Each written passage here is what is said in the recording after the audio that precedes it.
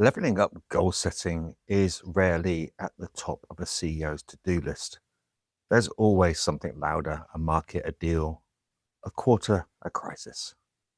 But last year, a new CEO of a multi-billion euro company put it on his, and he asked my team and I to lead it.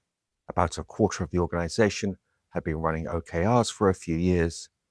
There were things to fix in how they'd done it for sure, but they had the language, they had the rhythm.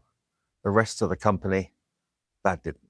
They needed to adopt the framework, converge on a process that would engage thousands of people across multiple countries, surface the bets that actually mattered, learn how to form and stand up and down new team structures, create real visibility and real accountability, both of which you will know are forcing functions that are healthy, the kind we all need.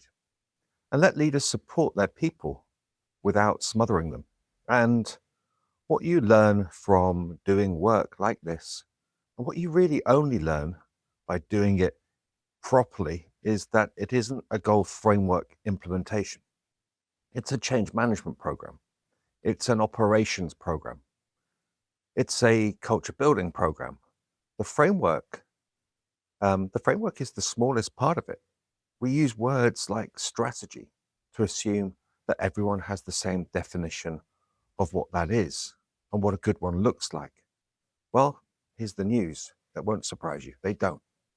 You want teams to use outcomes and define success. What do you do when they can't? What do you do when they just don't want to?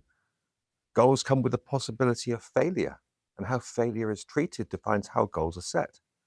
And when the answer to that depends on the country, the team, the leader, and the tenure of the person setting it, you've got some unpicking to do before you've even started. If you're proposing to change a way of working that on the face of it isn't broken, what's the right approach when you're looking for convergence on the one way? If some leaders just won't engage, what do you actually do? These are some of the nuances. And for that reason, you have to want to do this. You have to believe in the value. Then you have to do the math. If you can give an organization more meaning, more belief, more focus, more alignment, and make faster progress, which the research on goal clarity says that you can, every 5% of that productivity in a 5,000 person org company is worth around 15 million euros in salary equivalency. 20%, which is the kind of lift you see when this kind of project lands, is north of 70 million. So making it one of the best initiatives that you'll run in any one year. But even that is missing the real magic.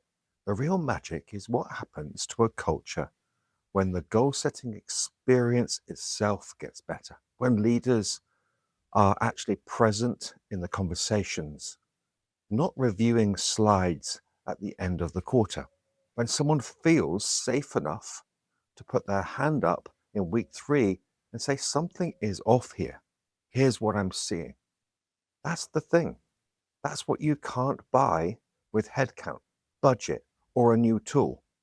That's the culture that defends you when the world changes faster than your strategy can keep up with, which is why that CEO put it on his list when most of them don't.